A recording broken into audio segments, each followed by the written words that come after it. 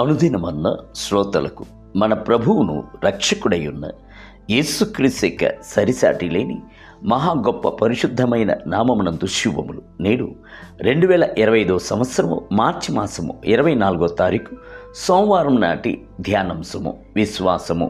హెబ్రీయులకు రాసిన పత్రిక 11వ అధ్యాయము 6వ వచనం నందు విశ్వాసము లేకుండా దేవునికి ఇష్టుడై ఉండుట అసాధ్యము.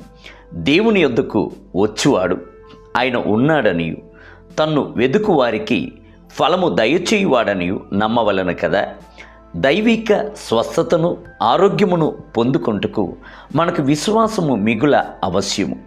ఆ విశ్వాసము ప్రభు పైన ఉంచుచున్న విశ్వాసమే, ఆయనను ఆనుకుని ఉండేటువంటి విశ్వాసము, ఆయన నన్ను స్వస్థపరచుటకు శక్తి గలవాడు అని ఒప్పుకోలు చేసేటువంటి విశ్వాసము. విశ్వాసము అనున్నది మిగుల బలమైనది, శక్తి గలదై ఉన్నది.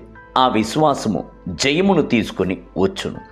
ఎవరైతే క్రీస్తునిపై నమ్మికయు విశ్వాసమును గలవారై ఉన్నారో అతని యొక్క విశ్వాసము ఎన్నడూను వ్యర్థము కాదు. బైబిల్ గ్రంథము సెలవిచ్చుచున్నది, దేవుని యొద్దకు వచ్చువాడు ఆయన ఉన్నాడనియు తన్ను వెదుకు వారికి ఫలము దయచేయువాడనియు నమ్మవలను కదా. హెబ్రీయులకు రాసిన పత్రిక 11వ అధ్యాయము 6వ వచనం. భయము, అధైర్యము, విశ్వాసము అనునవి నాశనమును, వ్యాధిని తీసుకుని వచ్చుచున్నది. ఇవి వ్యతిరేకమైన శక్తిగా ఉండి మనుషుని యొక్క స్వస్థతను, ఆరోగ్యమును దాడి చేసి అతన్ని రోగము పాలు చేయును. అయితే విశ్వాసము శత్రు యొక్క శక్తినంతటిని జయించుచున్నది.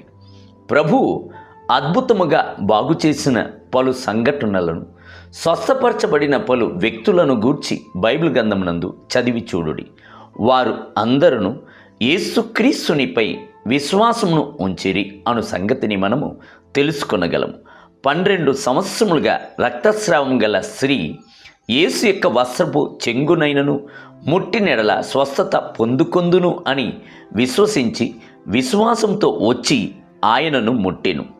యేసు తిరిగి ఆమెను చూచి, కుమారి, నీ విశ్వాసము నిన్ను స్వస్థపరచెను, సమాధానము గలదానవై పొమ్ము అని చెప్పాను. లూకాసు వార్త 8వ అధ్యాయము 48వ వచనం. అవును, ఆమెకు విశ్వాసము ఆమెను స్వస్థపరిచి రక్షించాడు.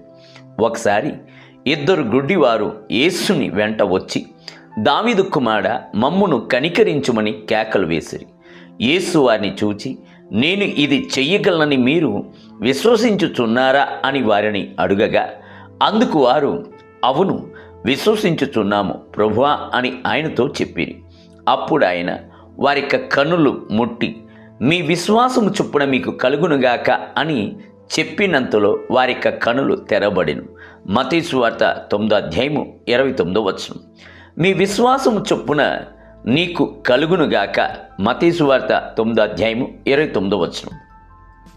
నీ విశ్వాసము నిన్ను రక్షించెను. మార్కు సువార్త 5వ అధ్యాయం 34వ వచనం. నీవు విశ్వసించినట్లయితే దేవుని యొక్క మహిమను చూచెదు. యోహాను సువార్త 11వ అధ్యాయం 40వ వచనం. అన్ను వచనముల అన్నీయు మనకి విశ్వాసమును కట్టి లేపుచున్నదే ఉన్నది. మీ యొక్క అంతరంగమునందు విశ్వాసమును తీసుకొని రండి. దేవుని బిడ్డలారా, మీరు ఎంతకంతకు దేవుని యొక్క వచనములను విశ్వసించుచున్నారో, ధ్యానించుచున్నారో అంతకంతకు విశ్వాసమును స్వతంత్రించుకొందురు.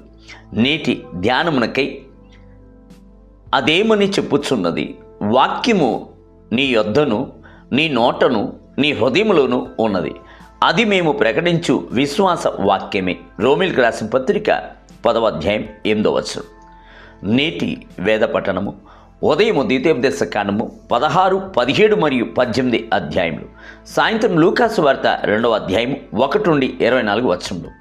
ప్రభువు ఈ సోమవారమునందు మిమ్ములను ధారాళముగా దీవించునుగాక. ఆమేన్.